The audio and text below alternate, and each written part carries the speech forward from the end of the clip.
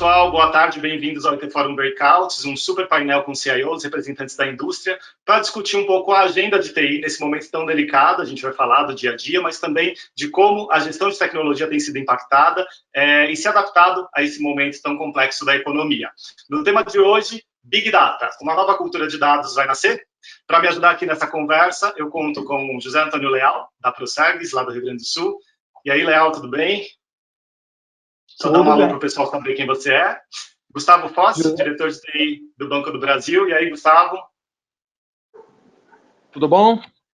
Prazer estar aqui. Bem-vindo.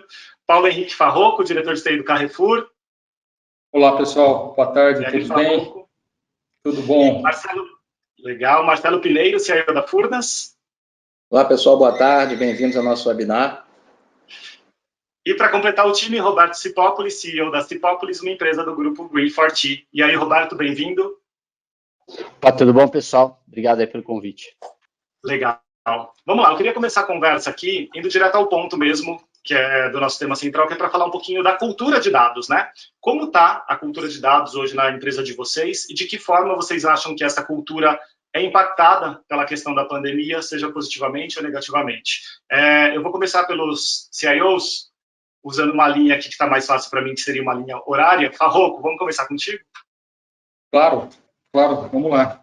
Bom, eu como representante do varejo aqui, o varejo é uma empresa, uma indústria tradicional de possuir muitos dados e, às vezes, pouca informação, né? A gente coleta muito dado, a gente tem acesso a muito dado, a gente sabe granularmente o que cada cliente nosso consome, principalmente quando a gente tem os acessos à parte de pagamento, etc. Mas transformar todos os dados em informação é uma grande arte, né? Uma grande arte. Eu acho que o Carrefour tem trabalhado muito fortemente nisso, para coletar todos esses dados, então, olhando toda a jornada de dados, desde o processo da geração do dado, da ingestão do dado no Data Lake, da exploração disso, tem sido um trabalho muito intenso nosso. Eu acho que duas coisas que estão permanentes da nossa constante jornada de crescimento da exploração de dados é transformar uma empresa não só customer-centric, que olha o cliente primariamente, mas também data-driven, ou quer dizer, olhando os dados como um ativo, desde o seu nascedor até a sua utilização. Então, esse é o mindset que a empresa tem conseguido escalar cada vez mais e, progredindo com isso, fazer a exploração do dado em personalização de ofertas, inclusive em monetização desses próprios dados. Então, é uma cultura absolutamente crescente. Eu acho que ninguém mais tem dúvida de que dado, né? Data is the new oil, né? Ninguém tem dúvidas que o dado é o novo petróleo, né? E que quem efetivamente, as empresas que estão tendo mais sucesso são as empresas que efetivamente estão torturando os seus dados de uma forma mais positiva e tirando mais valor dela, né? Então, aqui cabe a nós zelar pela jornada desse dado como um todo e transformar esse dado num ativo, numa empresa que tem uma cultura data-driven. Não, com certeza. Ainda mais falando desse trabalho que vocês têm com o usuário final, mesmo é super importante, porque é o que você falou, centrado no cliente e orientado ao dado, então tem que fazer. Pessoal, só antes da gente seguir com as respostas, a gente tem alguns probleminhas de conexão hoje, então vocês podem ver que um ou outro pode ficar só com voz e não imagem, como vai ser o caso do Gustavo Foss, do Banco do Brasil. Eu vou passar a palavra para o Zé Antônio Leal, na sequência para o Gustavo Foss. Leal, você tem um super projeto de digitalização que agora ele virou uma mega vitrine, né? Sem dúvida, né? Na verdade, é uma das estratégias do governo do Rio Grande do Sul, a digitalização, ou seja, quando eu fui convidado para ser o presidente da Prosegs, o Eduardo Leite, governador do Rio Grande do Sul, tinha como estratégia 100%, o governo 100% digital, né, tanto internamente quanto para o cidadão, leia-se cidadão, o CPF e o CNPJ, né, e nós iniciamos na criação de uma plataforma digital, né, e essa plataforma, nesse momento, né, nós participamos do prêmio, né, fomos até agraciados aí com um vencedor no setor público, então, o RS-GovBR, nesse momento, ele tem sido uma plataforma diferencial aí no combate ao coronavírus, né? Falando de dados, né, propriamente dito, né, ou seja, hoje nós temos uma diretoria de digital que basicamente cuida de toda a parte de digital mais ciência de dados, tá? Nós temos a vida do cidadão desde que ele nasce até após a morte dele, ou seja, nós cuidamos da pensão, né, das pessoas que têm seus entes queridos falecidos, né? Então, a informação que existe dentro hoje da Procegs, né, no governo do Estado do Rio Grande do Sul, ela é muito rica, né? Se fala de que dados é o novo petróleo, eu costumo dizer que dados é um diamante não lapidado, né? E o mais importante é que nós possamos saber manipulá-lo e saber tratá-lo para que ele seja um diamante lapidado que nos dê a informação necessária para tomar decisão. No nosso caso, o governo, em melhoria de políticas públicas, em melhoria de ações públicas em prol aí do cidadão em geral, né? Então, a importância que nós temos hoje no Rio Grande do Sul, não somente nesse momento de pandemia, mas no geral, de olhar o dado, né, e ter os nossos cientistas de dados trabalhando de uma forma firme, com uma visão de negócio, uma visão de como é que nós podemos melhorar nossas políticas públicas a partir da análise dos dados que nós temos hoje dentro do Estado, ela é muito importante, foi um mote aí dessa nova administração do governo, em especial da Procegs, que é o principal provedor de informações, seja de sistemas, seja de dados, de todo o governo do Estado do Rio Grande do Sul. Tá? Pensando em governo, não tem missão mais nobre que melhorar o serviço ao cidadão mesmo, e é bem o que você falou, é um diamante negro, e ele precisa ser lapidado, porque o dado mal utilizado, ele não é nada, né? Não acontece nada com ele, ele fica ali paradinho, ele não vai gerar nenhum insight, não vai gerar nenhuma solução, tem que saber usar bem todo esse dado. E aí, Fossi, no Banco do Brasil, como só o nome diz, banco, né, informação, é mais que ouro, né? É mais que o novo petróleo, porque vocês lidam com isso diariamente para qualquer coisa que faça. A TI é o coração e o dado está sempre ali acompanhando esse coração o tempo todo. Então, Vitor, bom, primeiro, novamente, obrigado. A gente vem trabalhando muito forte nessa questão dos dados já de Big Data há uns 2, 3 anos no banco, né? No último ano foi criada uma unidade para tratar só de dados, né? E não só dos dados que a gente está acostumado a trabalhar. A gente vem trabalhando muito forte em imagem, muito forte em vídeo, né? Na formação, mas tem um ponto que a gente... Na verdade, são 2 pontos, mas um ponto que a gente vem trabalhando muito forte é na cultura dos dados. Né? Eu não consigo ter o cliente como centro da experiência se eu não trabalhar dados. E outra coisa, toda vez que eu estou construindo algo, quer seja serviço, quer seja produto, quer seja processo, a gente trabalha pensando em como capturar dados para transformar esses dados para levar uma melhor experiência para o cliente. Quando eu falo que ele é o meu petróleo, que ele é o meu diamante não lapidado, como foi muito bem colocado, se eu conseguir capturar mais petróleo e mais diamante num serviço ofertado para o meu cliente, eu estou capturando um valor inestimável, entendeu? E aí a gente começa também a se preparar para uma nova onda que está por vir, né? Com o avanço da tecnologia e principalmente com a IoT, esse volume de dados ele vai se multiplicar, vai exponencializar, né, o volume de dados. Então eu tenho muito que ter, não só a área de TI ou a unidade de dados, mas sim toda a organização. A gente pensa que toda a organização, de uma maneira mais intensa ou menos intensa, de uma forma ou outra, vai ter que trabalhar com dados. E não é trabalhar com dados fazendo relatório ou vendo o comportamento que o meu cliente teve. Em cima disso, prever o comportamento do meu cliente, prever o que ele vai querer, como ele vai querer ser atendido e como eu posso levar uma melhor experiência para ele. Né? Então, não é trabalhar dados, lapidar dados para fazer estatística do passado, e sim prever um movimento futuro e levar um produto, um serviço com uma melhor qualidade para ele, com preço melhor, enfim, ser mais competitivo, ter esse diferencial, entendeu? Com certeza, e nesse momento isso fica mais evidenciado, né, porque cresce muito o uso dos serviços digitais, o uso de serviços financeiros cresce por razões óbvias, seja pelos programas de governo, como o Banco do Brasil tem a participação do governo, seja pela questão da pessoa física mesmo, buscando novos recursos, buscando informação, então tudo isso acaba evidenciando mais esse tipo de trabalho. Mas no seu caso e no caso do Farroco, isso fica muito mais visível, no caso do Leal também, porque ele tem um trabalho forte com a população como um todo do Rio Grande do Sul, principalmente na oferta de serviços digitais. Marcelo, eu fico curioso para saber em Furnas, como que se cria uma cultura de dados numa empresa como Furnas?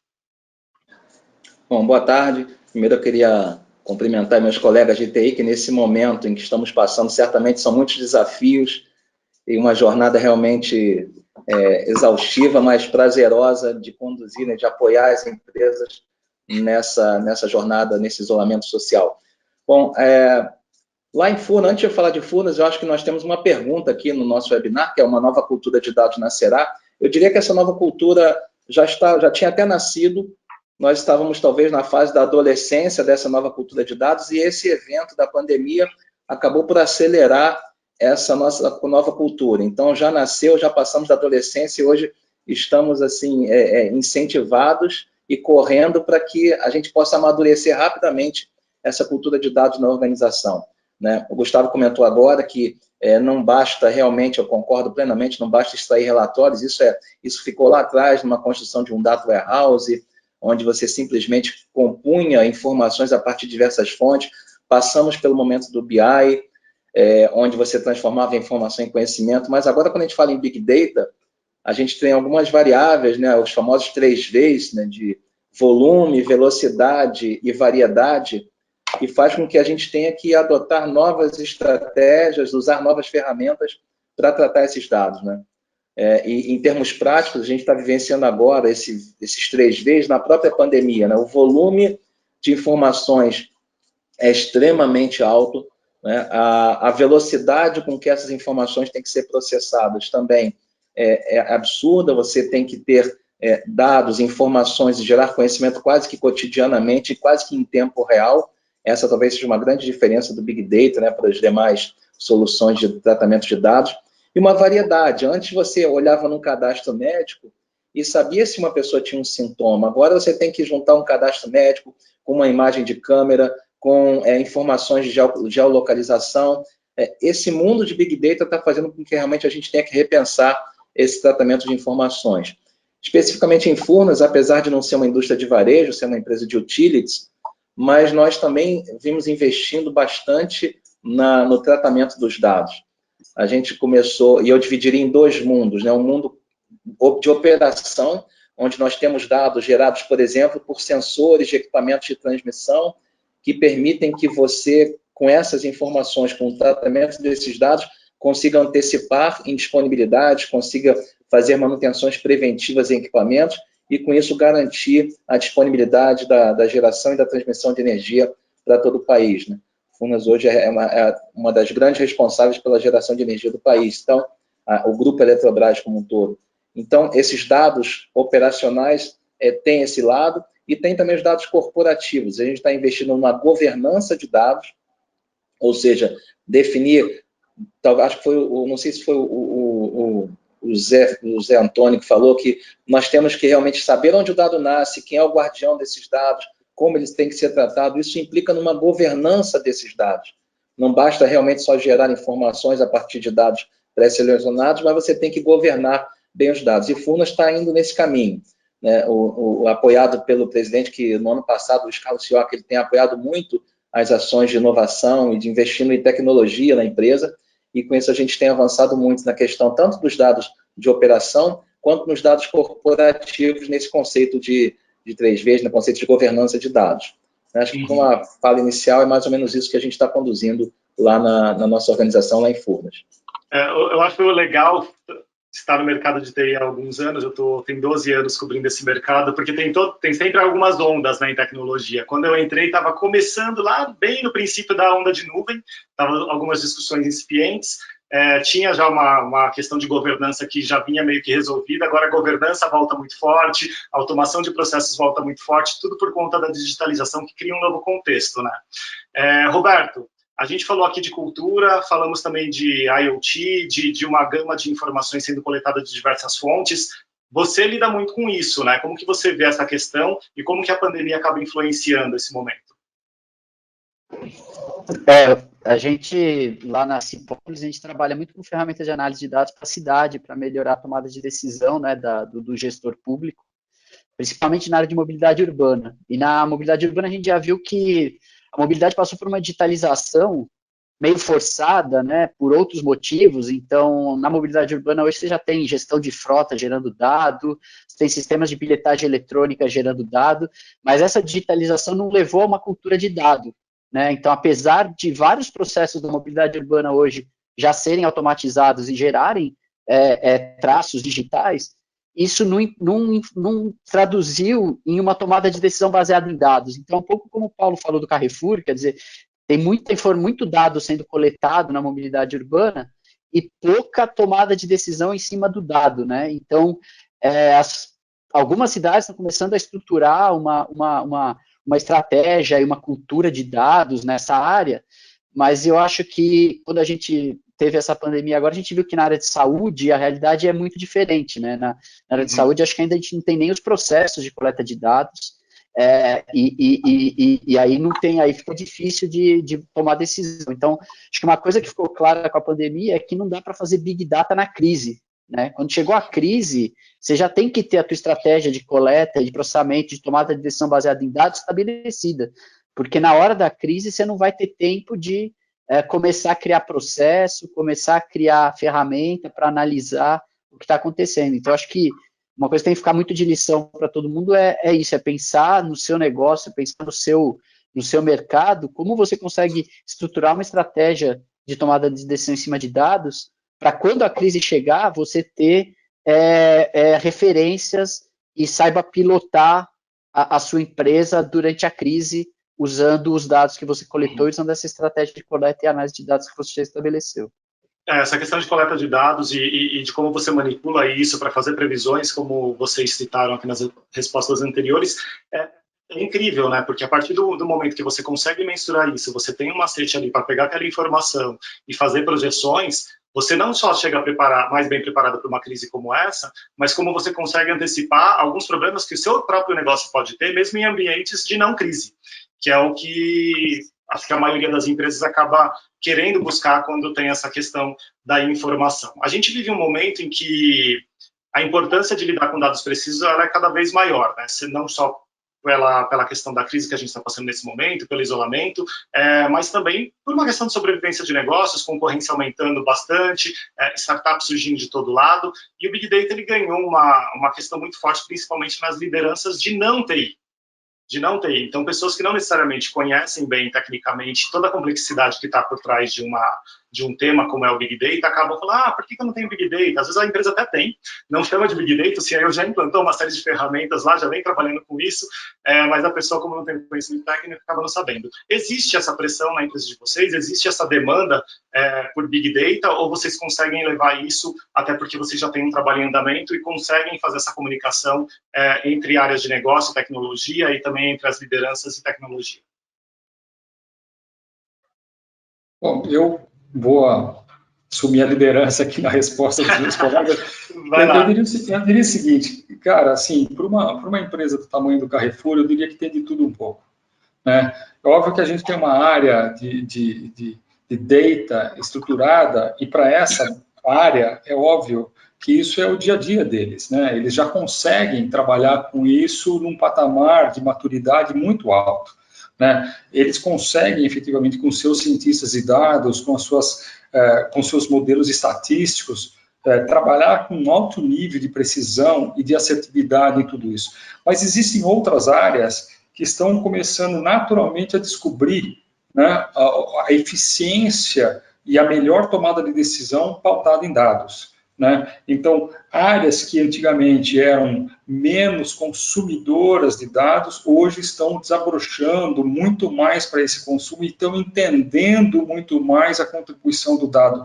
É impressionante quando você começa a galgar esses degraus e vai ver o nível de assertividade das respostas, como isso é contagiante no sentido positivo da história, né? Então, assim, eu diria que, de um lado, a TI como um alicerce, como um provedor, um enabler de toda essa questão, tem a função, efetivamente, de prover esse data lake, essas informações de uma forma com a curiosidade necessária, com a frequência necessária e com a governança necessária, no sentido de quem é que pode acessar o quê, e as áreas elas estão ganhando maturidade, cada qual no seu ritmo. O importante é que você tenha uma base fundamental da empresa como um todo, impulsionando por essa cultura data-driven que a gente está falando. Então, as coisas estão acontecendo, talvez em velocidades um pouco distintas, porque tem áreas que são absolutamente maduras nisso, e outras que estão iniciando muito mais a prospecção e o uso dos dados agora. Essa é a nossa realidade. Muito legal. Antes de eu passar a palavra para o próximo aí que queira contribuir, a Lisbeth, que trabalhava na Band, sempre frequentou nossos eventos, ela só mandou uma correção para a gente. Ela falou, já não são mais 3 vezes, não, são 7. Volume, variedade, velocidade, visualização, veracidade, viabilidade e valor. Ela mandou a minha linha aqui no WhatsApp, eu falei, deixa eu ver, porque a mulher é brava, senão ela vai brigar comigo depois. E para o pessoal que está acompanhando a transmissão, a Liz é um barato, né? A Liz é uma querida. E para o pessoal que está acompanhando a transmissão, a gente está recebendo algumas perguntas. Se vocês quiserem direcionar algum executivo especificamente, pode mandar também com o nome que a gente lê aqui na sequência. Vamos continuar, então, falando um pouco dessa questão da liderança, buscando essa questão do Big Data. Às vezes até já existe na empresa e a pessoa não sabe, mas tem aí a necessidade do consumo e acaba fazendo uma pressão um pouco maior. Alguém mais quer contribuir nessa resposta? Vamos falar de governo. Eu acho que eu estou há 1 ano no governo, né? Não sabe, eu sou do setor privado, eu estou no governo há 1 ano, né? E dados no governo é fundamental para a tomada de decisão, né? Ou seja, não tem jeito, né? E já, claro, sempre existiu uma pressão muito grande, né? A gente começou a fazer uma série de trabalhos, um pouquinho mais de Big Data, mas trabalhando mais em ciência de dados. Aí o grande problema é a gente encontrar os cientistas de dados, ou seja, pessoas com formação em estatística, matemática, de forma que possam fazer análises preditivas, né? Ou seja, prevenham, que não olhem o passado, que não apresentem informações do que aconteceu, e sim que possam, a partir de análise de dados, prever futuro e direcionar, no caso do governo, políticas públicas, né? Então, um trabalho recente que foi feito já no início da gestão foi a comparação entre dados de saúde, segurança e educação, para ver se a gente poderia ter políticas públicas para o adolescente, de forma que lá na frente ele não virasse o marginal, e o índice de correlação, o R2 disso, foi bastante importante, ou seja, uma pessoa que teve uma evasão escolar no primeiro grau e tinha problemas de saúde na família, tem uma tendência maior a ser uma pessoa desajustada no futuro do que propriamente uma pessoa que tenha tido uma vida mais tranquila na sua adolescência. Então, isso permite com que você possa trabalhar em políticas públicas preventivas e não corretivas, né? Por exemplo, numa área de saúde, né? Então, sempre, na área econômica, né, a gente tem uma série de aplicações e análise de dados, não somente para o Rio Grande do Sul, para os estados, o menor preço, nota fiscal ao consumidor em vários estados do Brasil, né, providos pelo Rio Grande do Sul, e a análise desses dados para fazer projeções econômicas para frente na nossa Secretaria da Fazenda, ela também é muito forte, e agora ainda mais nessa época de pandemia, né, onde a pressão para buscar dados e, do nosso lado, a preocupação para qualificá-los de forma que eles tenham a qualidade necessária para dar informação correta para tomar decisão, não somente os dados internos gerados pelo próprio governo, mas também dados externos, né? Ou seja, nós estamos aí passando uma fase, pelo menos no setor público, de uma oferta de informações muito grande, a gente tem que saber qualificá-las e aproveitar as melhores de forma que possam nos auxiliar na gestão e na tomada de decisão num momento tão difícil. Então, isso também é uma tarefa bastante dura, né? De saber separar aquilo que realmente tem valor, que pode contribuir, o que a gente pode deixar para lá porque não vai ajudar muito lá para frente, né? Porque se nós entrarmos na loucura de aceitar tudo e não analisar profundamente o que está sendo disponibilizado, a gente vai acabar tomando decisão errada. Então é muito importante. Tudo é possível, né? Exatamente. Então é muito importante nesse momento, além de ter as ferramentas da tecnologia, nós temos a habilidade e as pessoas necessárias para que a gente possa qualificar a informação e dar segurança, aí, no meu caso, no setor público, para tomar decisão tão difícil, seja de liberar um pouquinho mais o comércio, seja de aumentar o isolamento ou coisa do gênero. Tá? Então, sempre se eu puder complementar, não, do lado da gestão pública,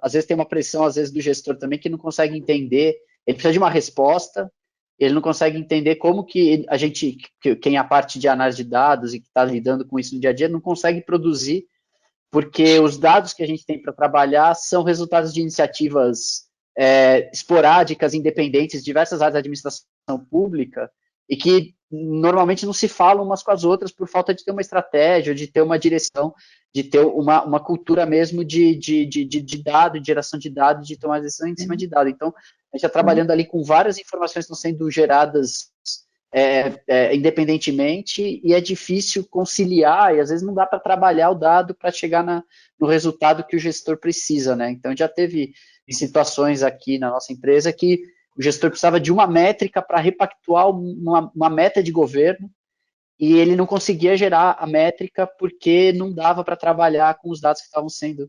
Então, tem que fazer um pouco esse meio campo de lidar com a expectativa e com a realidade que a gente tem ainda na área, na coleta e na geração dos dados. Mas isso mesmo no setor privado, né? Essa questão da expectativa e realidade, ela tem que ser muito bem trabalhada, porque senão acaba se assumindo uma série de projetos e nenhum vai trazer resultado, porque vários projetos caminhando em conjunto nunca dá legal no final. Mas olha só, eu concordo muito com o José Antônio que nós temos um gap, sim, a gente pode até explorar esse tema depois, que é encontrar profissionais. Sim. Um outro gap é formar esses caras. Né? Então, falando de retenção, isso é um fato. Mas a pergunta que você falou, se existe pressão dos demais gestores da empresa. Pensa o banco, que tem quase 100 mil funcionários, né? Onde seria impossível eu ter, igual hoje eu tenho uma unidade de dados, e essa unidade tocar dados sozinho.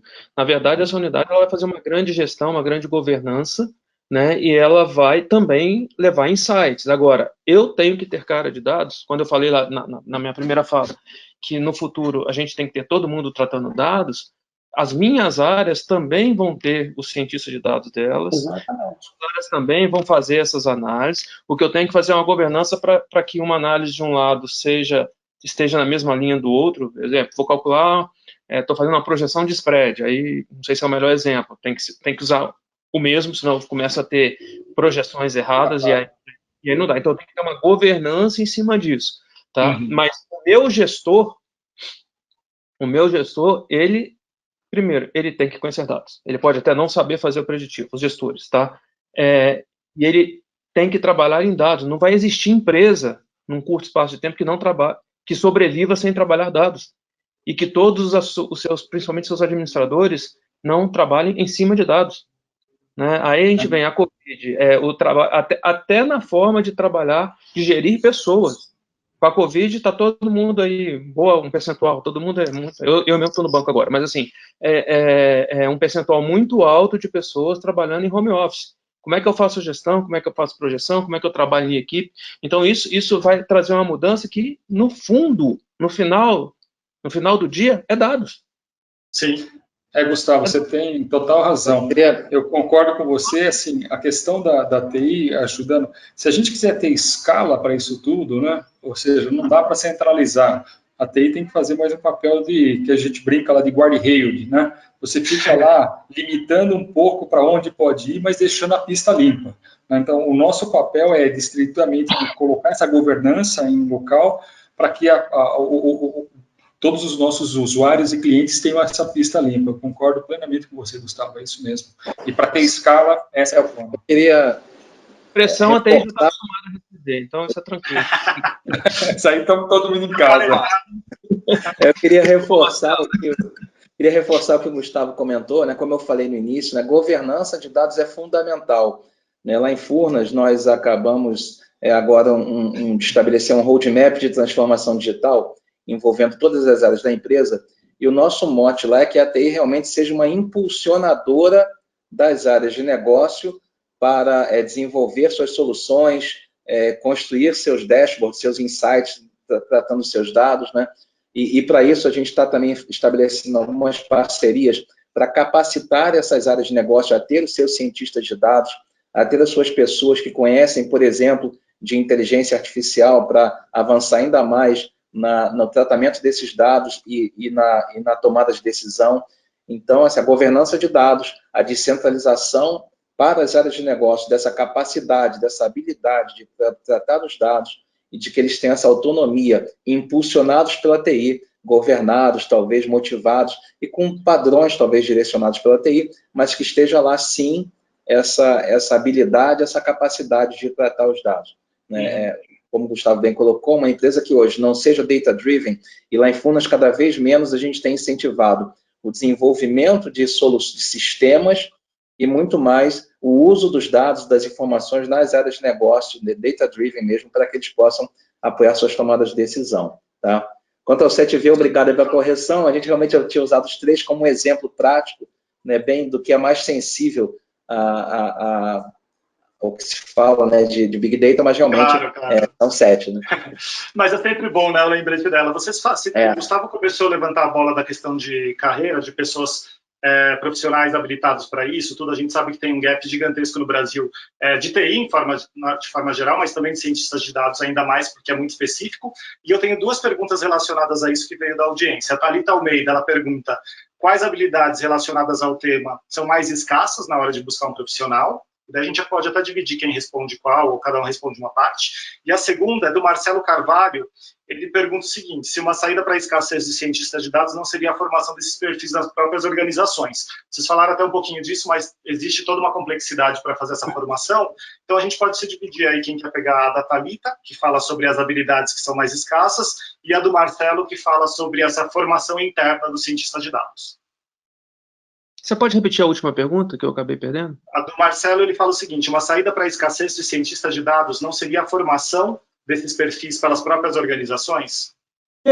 Vamos lá, eu posso usar a experiência que a gente está tendo no Rio Grande do Sul, até colaborando com o que o Gustavo falou, né? Nós estamos usando muito universidades e não estou falando especificamente da Processo, estou falando do governo em geral, tá? Então a gente tem um acordo aí com professores e mestrandos e doutorandos de universidade da Universidade Federal do Rio Grande do Sul, e a gente está utilizando essa turma para poder nos ajudar, principalmente nesse momento de crise, e certamente isso aí vai se perpetuar para frente. Então, sim, dá sim para formar internamente, mas eu estou absolutamente de acordo com o Gustavo, não vai ser nunca suficiente. Né? A gente vai ter que buscar aí parcerias, vai ter que desenvolver na própria, vou chamar de áreas de negócio, minha área de negócio são as secretarias do governo, e com universidades e entidades externas, centros de inovação, para que eles nos ajudem nessa análise de dados, porque definitivamente só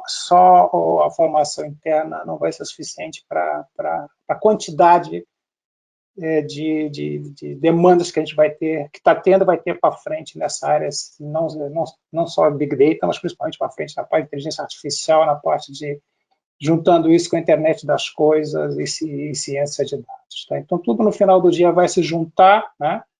E não vai ter gente suficiente só dentro das organizações para tratar isso aí. Então, associações, parcerias vão sempre, na nossa visão aqui, já estamos fazendo para que a gente consiga dar vazão a isso tudo. Tá?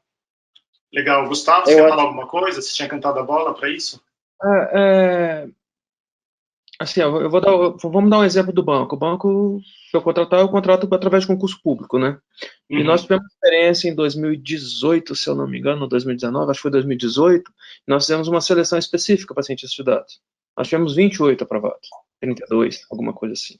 Então, assim, a escassez do cientista de dados, a escassez desse profissional, do engenheiro de dados, do cientista de dados, enfim, deste profissional com esses perfis, ela é mundial, não é só Brasil não, tá, Vitor? Quando você conversa com empresas fora do país, a escassez, neste caso, é uma escassez mundial. Então, assim, não tem uma receita de bolo de sucesso. Nós vamos, no banco, nós estamos formando interno, estamos pensando em curso, mestrado, pós-graduação, mas estamos com várias formações internas, quer seja FASAP, que a gente chama aqui Fazendo e Aprendendo, ou com treinamentos mesmo contratados. Vamos ter que buscar profissionais através de seleção externa, vamos ter que buscar profissionais através de parceiros que vão fornecer mão de obra, né? Eu acho que este problema deste profissional específico é um problema mundial ou nacional da educação mesmo, entendeu? Sim. Da educação profissionalizante, porque cada vez mais nós vamos precisar de mais especialistas desse. E tem um outro detalhe, cada vez mais qualquer profissional da área de serviço, principalmente da área de serviço, como é o que nós estamos aqui, vai ter que ter um certo skill para isso. Antigamente a gente pedia, muito lá atrás, a gente pedia datilografia, depois a gente começou a pedir informática, agora nós vamos ter que começar a olhar esse skill também na hora de contratar pessoas para qualquer área da empresa. Claro que não vai ser um super especialista, um super cientista de dados, um engenheiro de dados, mas com esse conhecimento. Então, lidar com dados, estatística, física, sei lá, engenharia, um pouco disso nós vamos precisar em todos os profissionais, vai permear todos os profissionais da organização. É nisso que a gente vem conversando muito com a nossa área de RH, nossa diretoria de pessoas, que a gente tem um desafio de formar tanto os profissionais que estão aqui dentro, como de buscar no mercado, que aí é ainda mais difícil, porque não tem. Tá? Sim, e essa questão do que está permeado é importante mesmo. Esse talvez seja um desafio maior do que a mudança de cultura. Olha o que a gente está falando. Normalmente, de todos os nossos desafios, sempre mudar a cultura é o mais difícil. Para mim, neste caso, é maior que a mudança da cultura. Porque a mudança de cultura vai acontecer forçosamente, entendeu? Para dados. Eu concordo, Gustavo. Como nós não encontramos esse profissional no mercado ou recém-saído das faculdades, eu acho que cada vez mais nós temos que ter iniciativas internas, como você colocou aí, para formar essas pessoas. Por exemplo, lá em Furnas nós temos alguns projetos de P&D cuja formação de mestrado e doutorado vai ser focado, né, no cientista de dados. Como eu falei agora há pouco também, estabelecer parcerias com algumas empresas que possam capacitar. Estamos agora acabamos de formar uma parceria capaz de formar essas pessoas internamente e aí eu entro um pouco no skill, né? Primeiro com algum conhecimento estatístico, matemático seria interessante, mas acho que principalmente uma capacidade, eu vou dizer assim, analítica, um pensamento analítico muito forte. Porque com a quantidade, o volume, a variedade de dados que nós temos hoje, com as informações que nós temos hoje, as pessoas podem se perder dentro desse grande lago de informações. Então, acho que uma grande habilidade que as pessoas têm que ter é um pensamento analítico, uma capacidade de objetivar realmente o que daquele mundo de informações pode ser relevante e valoroso para a organização. Então, acho que em termos de conhecimento técnico, acho que estatística, matemática é interessante. E em Furnas nós temos engenheiros que, como na pergunta anterior, áreas que já demandam isso de nós, outras nem tanto, mas eles demandam esse envolvimento. Mas em termos conceituais, o pensamento analítico, a capacidade de objetivar o tratamento dos dados, eu acho que vai ser uma habilidade muito, muito buscada no mercado futuro. E a gente tem que buscar isso com iniciativas internas, enquanto o mercado acadêmico e profissional não nos oferece essa oferta grande de profissionais nesse sentido. Eu li bastante coisa nessa questão de Big Data, de cientistas de dados, e por isso que muitas empresas, mesmo fora do Brasil, têm adotado equipes multidisciplinares, porque às vezes você tem um cara que é excelente estatístico, então ele vai conseguir fazer muita modelagem de dados, mas ele não é bom na elaboração das hipóteses. Se você não faz as perguntas corretas, os dados não vai te dar nada. E se você não tem uma pessoa de comunicação para apresentar o que foi achado ali, então você precisa criar uma corrente ali de algumas capacidades e colocar esse pessoal para trabalhar junto, principalmente quando você não tem um profissional tão completo que é escasso e difícil de achar e formar. Mas eu acho que assim, na nossa empresa, pelo menos, a gente cientistas de dados, pessoas que tenham conhecimento de domínio, né? Então, um engenheiro de transporte, um formado em administração pública, mas que saibam ou que tenham interesse, pelo menos, em manipular dado e chegar a conclusões usando dado. O cara nunca vai ser um desenvolvedor de software, ele nunca vai fazer um programa, nunca vai desenvolver uma ferramenta para isso, mas ele tem a forma de pensar no problema do domínio dele usando dado. E ele tem os insights e de como usar os dados que estão disponíveis para chegar nas conclusões que ele precisa. E a gente também procura engenheiros de dados, que aí é o cara de computação, que aí esse cara tem que estar especializado em criar sistemas que escalam, que vão processar grandes massas de dados, que aí vão botar para funcionar no dia a dia essas análises que o cientista de dados da área acaba criando, né? Então, mas eu acho que em toda a área, como vocês já disseram aí, né, é importante que a pessoa, mesmo não sendo de uma área de computação, ela tenha pelo menos o mínimo de curiosidade e comece a aprender a como ela usa dado e como ela pode manipular as ferramentas lá de computação para tentar chegar numa conclusão, para tentar fazer um relatório, tentar fazer alguma coisa que apoie uma decisão usando dado e brincando nas ferramentas, mesmo que não seja uma ferramenta profissional, assim. Com certeza. Diz aí, Farroco, você ia comentar alguma coisa. Não, o que eu ia dizer é o seguinte, por outro lado também, nunca teve tanta disponibilidade de cursos de treinamento disponíveis online e free também, né? Tem muita formação e eu acho isso muito legal, porque isso passa também por um potencial de inclusão social, né?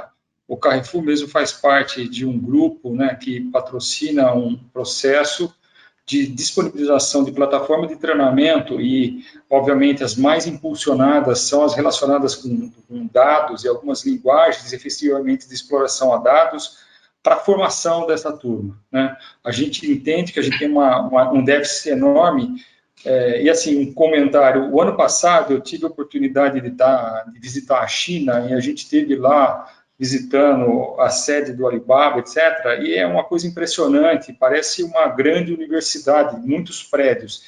E, assim, eles têm essa questão da exploração do dado e a estatística na veia, e eu fiquei impressionado com o volume de pessoas, né, que eles têm 22 mil cientistas de dados, quer dizer, eles trabalham isso dioturnamente em cima dos dados, e está aí a potência que são, e não contentes, entre aspas, né, tem uma faculdade própria com cursos específicos de formação de cientista de dados. Quer dizer, eles propuseram corrigir ou prover o próprio gap que a sociedade tinha nesse sentido, né, de formação de pessoas.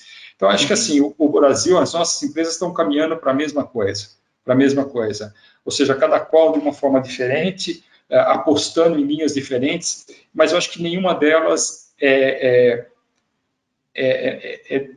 substitui a outra. O que eu quero dizer é o seguinte: você tem um processo de formação interna, você tem um processo de capacitação e você tem um processo de fomento de formação externo também, né, para capacitar. Então, eu acho que isso é o blend que vai complementar esse gap. E uma vez eu li, né, e me desculpe, eu estou pensando muito se eu falo isso ou não falo, mas assim, é que na verdade, assim, a parte de exatas foi no passado, né, na minha geração, muito machista de certa forma, né? Os brinquedos lúdicos eram mais para meninos, efetivamente. Então, eu acho que tem que quebrar esse gelo, tem que trazer mais pessoas para dentro, né? Então, eu acho que isso criou um gap também de pessoas formadas num campo mais de exatas nesse sentido.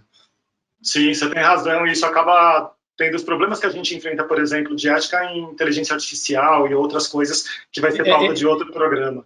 É exatamente isso que eu pensei, Vitor. Exatamente isso que eu pensei. Ou seja, efetivamente, se quem cria esses modelos potencialmente pode ter algum viés por formação, não é por maldade, mas é por formação, sim, etc. A gente viu processos de machine learning, de identificação, que trazem certos vieses de raça, de cor, de sexo, né, que é natural, ou seja, não foi intencional, mas é que os modelos criados vieram de poucas mentes, né? E sim, precisa abrir muito mais estudo. Precisa de uma diversidade muito maior. Pessoal, estou com 3 perguntas aqui relacionadas à LGPD. Elas são do Jonas Ferigolo Melo, do José Maurício Alves Guerra e do Matheus Moreira. Todos eles têm em comum na pergunta se vocês já estão preparados para a lei, então fala aí se sim ou não todo mundo, e depois eu passo para a parte mais difícil. Estão preparados para a lei? A gente não sabe se ela entra agora ou não. Ainda não? Não, totalmente não, nunca. Não, muito difícil. Quando estaremos? Muito difícil. Tu está preparado para a SOX do passado? Exatamente, é muito difícil. Nossa, tinha SOX, verdade. Você puxou aí, hein, Leal? Hã? Mas a LGPD é a SOX dos dados, meu amigo. Mas tem uma parte interessante aqui da pergunta, que é na pergunta do José Maurício, que ele diz o seguinte, ele pergunta primeiramente se vocês estão adaptados, não 100% adaptados, vocês já responderam, o quão desafiador vai ser trabalhar em conformidade a essa lei, e mesmo assim conseguir ter tomada de decisão assertiva com o uso de dados. Alguém quer arriscar?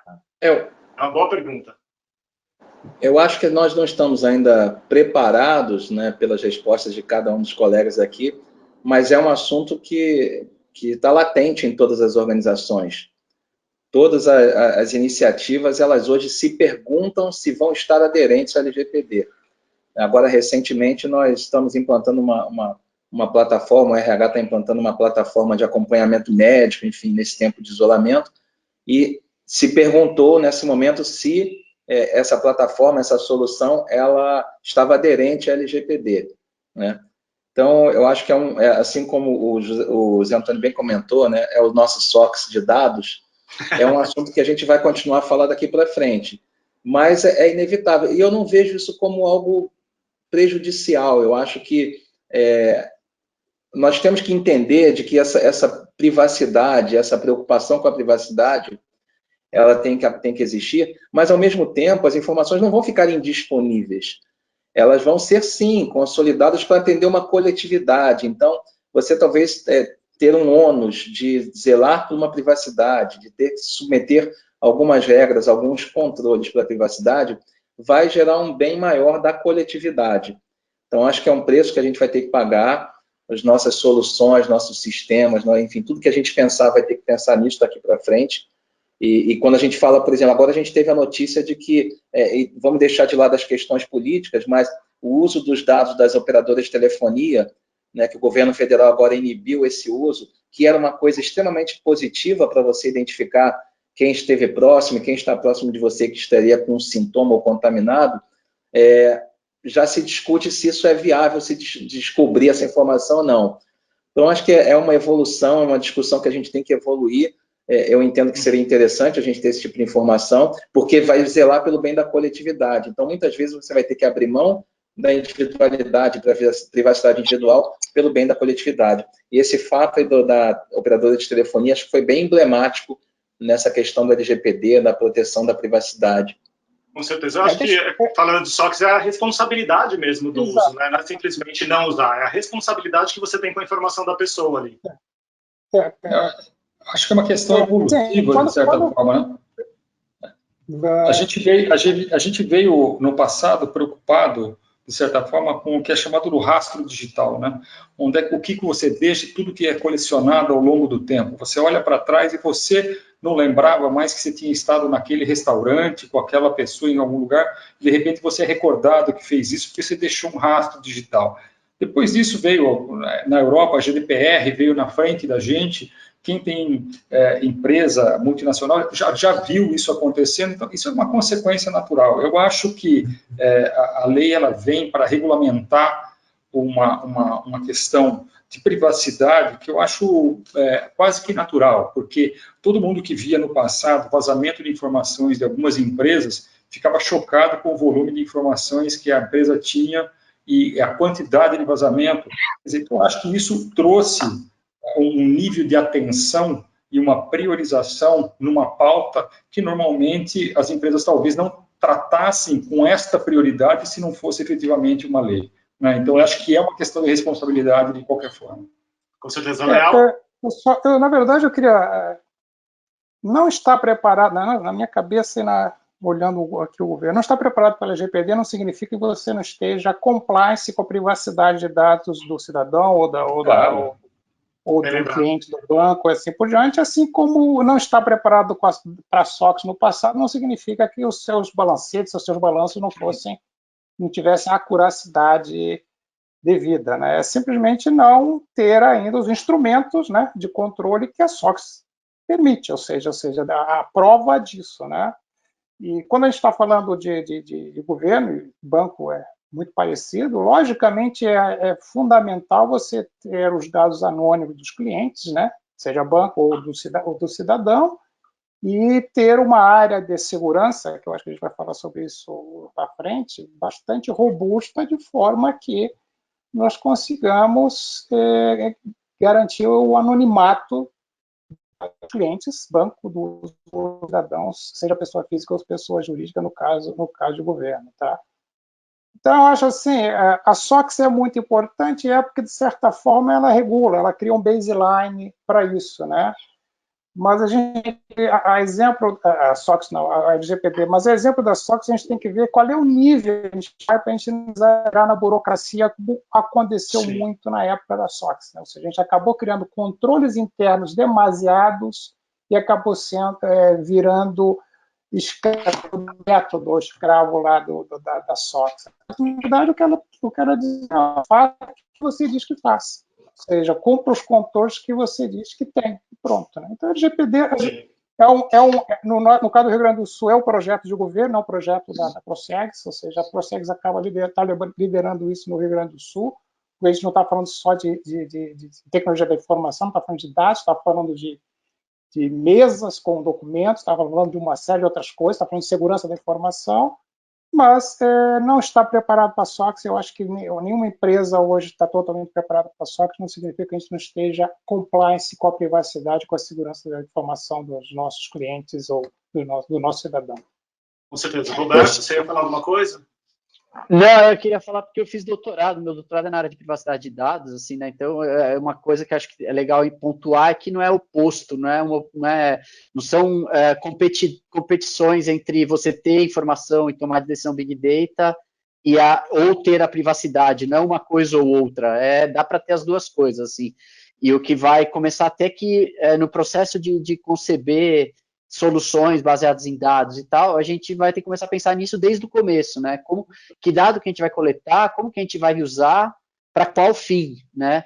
E acho que as empresas vão começar a entender que ter informação pessoal é um risco, é liability, né?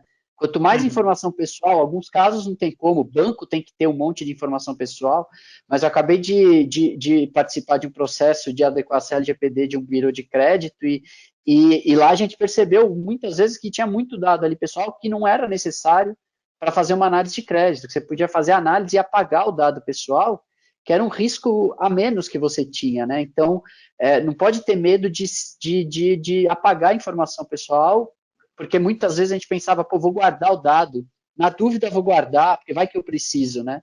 E com a LGPD, se vai que eu preciso, vai virar um risco, é uma liability. Então, que tem que mudar um pouco só esse mindset de usar o dado só o que precisa, para a finalidade que precisa, mas acho que não exclui uma coisa a outra. Assim, a gente pode continuar tendo um monte de ferramenta para tomar de decisão em Big Data, sem necessariamente precisar invadir a privacidade de ninguém. Legal, mas só tem um outro fator aí, assim, ó, eu concordo com vocês que a lei veio, assim, a gente está no banco, e banco a gente trata dado como dentro de um cofre, né, porque é o dado do cliente, é a vida financeira do cliente, então isso já é inerente à nossa atividade, é a segurança do cliente, né, a gente está implementando sim a questão das regras da LGPD. Eu acho que a LGPD, eu participei até de um painel ano passado no CIAB, a LGPD veio reforçar o que a gente sempre chamou da ética no uso dos dados do cliente, né, é algo que a gente discute muito, mas também tem um outro lado que a gente precisa discutir. Quando eu estou falando que cada vez mais eu vou usar modelos estatísticos, que eu vou usar inteligência artificial, que eu vou testar modelo e fazer machine learning, que eu estou aprendendo com os dados. Se de repente um cliente fala, não quero mais participar do jogo, tira meus dados daí. Como eu vou fazer para reensinar um ano de processamento de máquina? Então, assim, tem alguns outros detalhes que a gente precisa ainda discutir, precisa como é que eu vou falar? Estressar que dentro da regra de proteção e dentro da ética, como é que funciona também esse operacional que as empresas vão aplicar. Então, a gente tem discutido até isso no banco para poder atender o que a LGPD vem falando, entendeu? Então, a gente já está nesse nível, aqui a gente já está nesse nível de discussão desse tipo de detalhe, desse tipo de impacto que também ela traz, que vai ter. É natural, uma lei dessa magnitude, desse tamanho, abarcando isso tudo, vai ter esse tipo de consequência também. Mas, assim, a LGPD, eu acho que ela é fundamental para que o mundo está se propondo para o volume de dados das pessoas que vão circular cada vez mais. Temos que lembrar que com a IoT eu vou saber a força de frenagem que eu uso do meu carro. Né? Vou saber o que eu estou consumindo de sabão em pó na minha casa. Entendeu? É muito detalhe, né? Isso tudo vira público, isso tudo vira insumo para qualquer empresa levar um serviço de melhor qualidade num preço melhor para o cliente dela. Entendeu? Mas, ao mesmo tempo, tem que ter uma ética desse uso. Eu tenho que ter uma lei que protege esse uso. Então, ela é fundamental, mas nós não podemos deixar de discutir também como é que vai ser a aplicação disso no operacional desses modelos, entendeu? Com certeza. Pessoal, a gente está caminhando para o final já. Querendo ou não, já estamos quase 1 hora aqui no ar. Tem algumas perguntas aqui, eu queria que vocês fossem bem sucintos na resposta, eu vou até direcionar porque tem um pouco mais a ver com o trabalho de cada um de vocês. A primeira pergunta do Jefferson Oliveira, eu vou direcionar para o Fosse e para o Farrouk, que é o seguinte, ele pergunta se já existe uso de dados na empresa de vocês para a geração de novas receitas, se isso já virou parte do negócio, se sim ou se não, como que vocês fazem isso rapidamente. Bom, eu vou dar um exemplo aqui de uma resposta simples. Sim, a gente usa muitos dados para fazer, por exemplo, personalização de ofertas. Então, obviamente, com uma oferta personalizada para aquele tipo de cliente, a probabilidade de aceitação é muito maior e a gente mede tudo isso. Então, sim, a gente faz. Esse é um exemplo, primeiro que me veio à cabeça, de uma coisa que é muito direcionada e gera receita, com certeza. Legal. Fosse? Deixa eu dar um exemplo que a gente faz aqui, que não gera receita, mas gera redução de fraude. Tá? Eu analiso o comportamento e conseguimos diminuir em 20% o que a gente chama de positivo falso, que é o contrário, né? Quando você faz uma compra e eu acho que aquela compra está num comportamento fora do seu comportamento, num cartão de crédito, eu pego e ligo para você, correto? E a compra é sua mesmo? Todo mundo já recebeu uma ligação dessa uma vez na vida de um banco, de uma central de cartão. Quando eu aplico dados na análise comportamental disso, eu já consegui diminuir 19% das ligações, ou seja, eu gero uma experiência melhor para o meu cliente, com uma assertividade de 90%, quase sempre 92%, 98%, não sei, tá? E consigo reduzir também o número de fraude, porque eu foco naquelas que pode ser uma fraude. Isso é uma geração de receita e é uma melhoria de experiência para o meu cliente. Entendeu? Então, sim, e tem vários exemplos desses, tá? Mas sim. Com certeza. Leal e Marcelo, na opinião de vocês, Machine Learning, plataforma de Big Data, nuvem ou on-premise? Vai para a nuvem ou vai contratar em casa ou desenvolver em casa? Bom, posso começar? A nossa estratégia está sendo nuvem, né? Todas essas iniciativas de Machine Learning e de uso intensivo de dados analytics, a gente está fazendo com o uso de ferramentas na nuvem, e não só esse uso dessas ferramentas, mas nossa própria infraestrutura de data center. Nós estamos deixando de ter uma infraestrutura on-premise e colocando no primeiro passo no hosting para depois colocar o processamento em nuvem. Então, a gente está apostando isso muito. Eu acho que a preocupação com segurança na nuvem é um assunto que deixou de ser tabu há algum tempo e nós estamos investindo e nossas soluções estão direcionadas para essa plataforma, nuvem. Legal. Leal?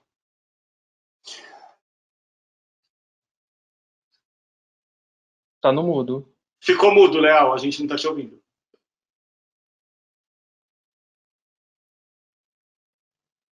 Melhorou? Agora sim. Agora sim. Tá bom, tá bom. Na verdade, é um caminho sem volta, tá, Vitor? A gente, embora nós tenhamos aí algumas limitações pela própria lei, né, das estatais, né, nós estamos caminhando para a nuvem, na verdade, uma nuvem híbrida. Nós já temos um cloud interno dentro da Procegs e estamos começando a avaliar provedores para isso. E lá na frente, para o governo, o nosso objetivo estratégico é ter a Procegs como sendo um grande broker de nuvem para o governo do Estado. Uhum. Acho que está com algum problema na conexão. Para mim, sumiu de novo o áudio. Tá. Foi.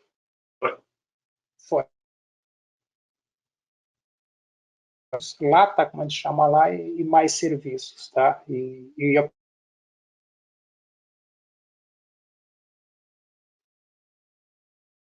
Tá ficando mudo mesmo. Léo, acho que a gente está com um probleminha na conexão mesmo. Eu vou pular para a próxima pergunta, daí se voltar você complementa. Farrouk, tem uma pergunta que é bem direcionada para você, que é se você utiliza alguma ferramenta para captura de dados no chão de loja. Sim, a gente utiliza o próprio PDV, né? O próprio PDV já é um processo de captura de informação das lojas físicas, né? Todo ticket que passa lá, a gente captura todos os tickets e como todos os tickets, algumas informações são que o próprio cliente faz o opt-in e permite o uso do CPF dele, então essa é a forma mais fácil de capturar. Existem outras ferramentas, como um sistema avançado de venda que a gente tem na parte de eletro, que também tem o opt-in, o cliente permite com que ele possa fazer a captura, mas sim, a gente faz isso sim. Legal. Vitor, eu estou tentando ser sucinto na resposta aqui. Mesmo. Não, é isso mesmo, porque eu tenho Desculpa, ali, pela grossura. Léo, não. A gente se conhece faz tempo, eu sei que não foi, não. Léo, será que você consegue concluir? Não sei, tu consegue me ouvir? Agora sim, agora tá perfeito. Vamos ver se mantém. Tá bom, então vamos tentar manter. Na verdade, o que eu estava dizendo é que o caminho é nuvem mesmo, né? A gente já tem uma nuvem privada na Procegs e está no processo de buscar uma nuvem pública, e o objetivo é que lá na frente a Procegs seja um grande broker de nuvem para o governo do estado, tá? Então, sim, a estratégia nossa é partir do on-premise que nós temos hoje. Hoje nós processamos praticamente todas as informações do estado do Rio Grande do Sul dentro de casa, e a gente passar a ter aí uma nuvem híbrida para trabalhar nisso, tá? Legal. Roberto, para encerrar, o pessoal tem buscado mais nuvem ou on-premise contigo? Cara, depende muito de cliente, assim, sabe? Eu acho que a nuvem tem vantagens técnicas e de escala que são óbvias, assim, né? E fica tudo muito mais simples, mas tem requisitos, às vezes, legais e de operação que exigem que a solução seja desenvolvida on-premise, assim. Então, não dá para você ser muito, não dá para ter religião nisso daí, né? Tem alguns clientes que vão ter que rodar em casa, não tem jeito. E aí você vai ter que ter sistema rodando a análise do dado do cara na instalação dele. Mas eu acho que tecnicamente, eu falando tecnicamente, se eu pudesse escolher, seria sempre nuvem, porque te dá uma flexibilidade muito maior para você escalar processamento de dados e fazer machine learning em largas bases. Com certeza. Bom, vamos encerrar por aqui, já deu 1 hora no ar, bastante tempo. Quero agradecer a agenda de todos vocês, sei que não está fácil, todo mundo trabalhando muito, dispor 1 hora aí da agenda nessa tarde. Obrigadão mesmo pela confiança, Farroco, Marcelo, Leal, Gustavo Fosse e Roberto. Espero encontrar vocês em breve, seja digitalmente, presencialmente. O pessoal da ITMG mandou um abraço para todos vocês. Obrigado. Um abraço a todos. Obrigado a você. Obrigado pelo convite. Obrigado pelo convite. Pessoal que nos acompanhou, a gente se vê. Até a próxima. Amanhã tem mais breakout, tem series também. Até mais e valeu pela companhia.